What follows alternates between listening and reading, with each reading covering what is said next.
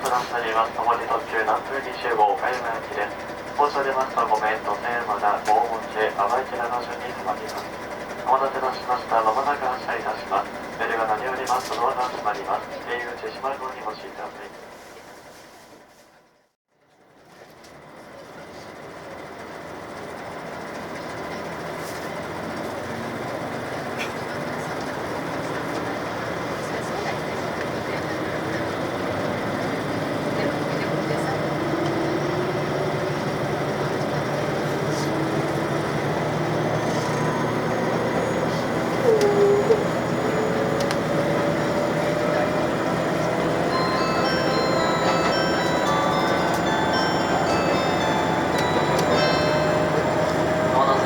今日も JR ショップをご利用くださいましてありがとうございます。本急南風25岡山駅です。この列車担当いたします乗務員 JR ショップ交通運転所運転士モニターまずは風刺の川途中小島駅までご案内いたします。この先止まります駅到着時刻車のご案内をいたします。次は5面で止まります15時21分の到着です。小山田16時26分大森で16時1分淡池田16時19分琴平16時43分善通寺16時48分唐津16時53分丸亀16時59分宇多津17時3分小島17時19分岡山17時41分終点岡山5時41分の到着です。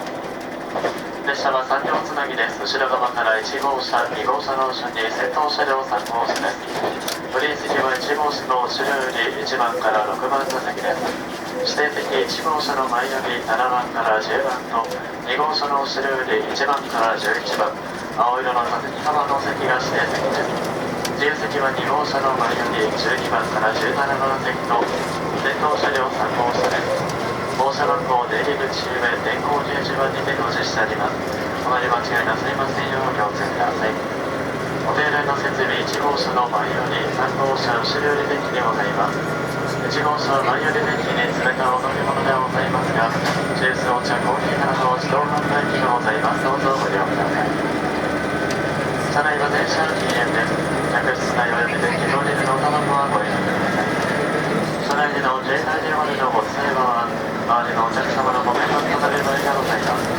あらかじめマナーモードなどに切り替えていただき、通話の際はご面倒でもレッキでお願いいたします。この列車のドアは自動で開きます。ドアに手をかけたり持たれたりしないようにお願いいたします。また閉まりかけたドアには絶対に手や荷物を出さないようにお願いいたします。お客様が何よりされますドアにはセンサーがついておりません。一旦閉まりかけたドアはそのまま閉まり、お客様のお手や荷物を挟む恐れがございます。お降りの際は早めのお支度いただき、ご利用お待ちください。特急南風25岡山駅です。次は5面に停まります。